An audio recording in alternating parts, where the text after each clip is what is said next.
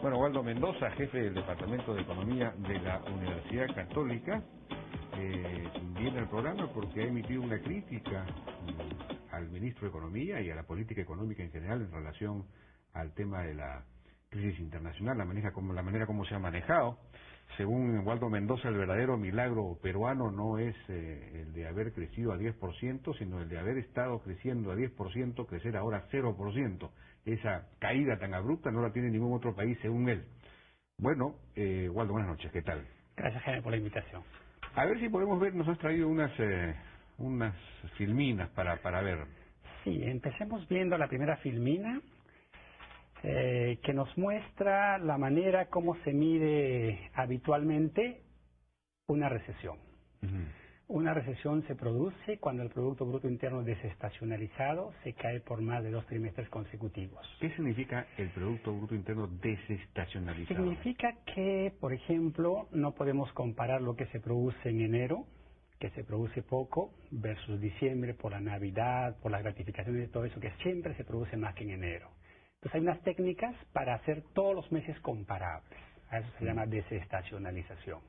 De tal manera que uno puede... pero normalmente se compara el mes de enero de este año con el mes de enero del año anterior. Esa es una manera burda de desestacionalizar. Lo que pasa es que eso se hace en China, eso se hace en el Perú, pero normalmente en Estados Unidos, en Chile, en Brasil o en Europa, el PBI es desestacionalizado y se compara este trimestre versus el trimestre anterior, porque ya está desestacionalizado. Ah, ya. Entonces, según eso, en este cuadro que hemos visto, en este gráfico, tendríamos que 3 trimestres ya. Tenemos, según este cuadro, según la definición estándar de recesión, la recesión en el Perú se habría iniciado en el último trimestre del año pasado. Tenemos 3 trimestres consecutivos de recesión y no está claro que el tercer trimestre... Pero ¿cómo puede haber tanta diferencia entre las cifras oficiales, claro, que no tienen esta metodología, ¿no? En realidad la tienen, solo que no se difunde. Si uno ingresa a la web del Banco Central de Reserva del INEI, agarra las cifras y ahí están.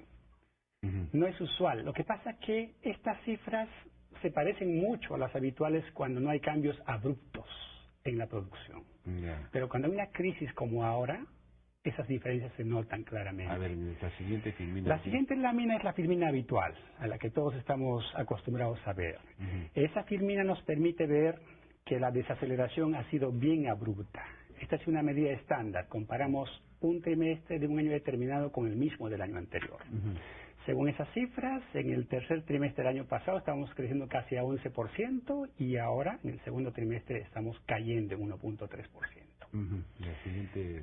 La siguiente lámina es más dramática porque nos muestra la evolución del sector más importante en la economía peruana, la industria no primaria. Esa industria no primaria crecía un 11% en el tercer trimestre del año pasado, se cae en 13% en el segundo trimestre de este año. Qué barbaridad. Siguiente lámina. La siguiente lámina nos permite comparar, es decir, cuán bien lo hemos hecho con relación al resto del mundo. Solo nos gana México en términos de caída aparatosa. Es decir, solo México cae tanto como... Claro, porque México está al costado de Estados Unidos, está al costado del epicentro, ¿no? En el Perú, después de México, es el país que más fuertemente se cae. Pero eso no tendrá que ver precisamente con el hecho de haber subido tanto. El que ha subido más se cae pues más abruptamente, pues por ley de gravedad. No debería ser así, ¿no? Porque una economía que agarra ritmo de crecimiento económico demora en desacelerarse. Lo que sorprende es que a pesar de las fortalezas que aparentemente tenía la economía peruana, estamos igualitos que en el 98. En el 97 habíamos crecido en 7%. En el 98 menos 1%. En el 2008 crecimos en 10%. Este año la economía peruana no va a crecer. Con suerte el crecimiento va a ser 0. Entonces, tanta fortaleza por gusto, ¿no? Tenemos todavía más... Y al final el tema de la bala con el que el gobierno está operando para intentar luchar contra la recesión. A ver si podemos poner la filmina. La inversión pública, ahí está. Nuestro país es un país curioso, ¿no? Cuando no necesitamos invertir, en el primer semestre del año pasado gastábamos a tasas velasquistas, ¿no? La inversión pública crecía a 70%, 60% anual. Luego, como no es usual tampoco en el mundo, es la tasa de crecimiento de la inversión pública total. Pero, perdón, ¿esto es nuevamente desestacionalizado? No, esto es normal, la habitual, No, habitual. Hemos vuelto al estándar. Entonces, Ese ritmo de crecimiento de la inversión pública... ¿Podemos volver a poner, por favor? No nos retiren tan... A ver. La inversión pública en el primer trimestre del año pasado crecía a un ritmo anual de 70%, 68.8%.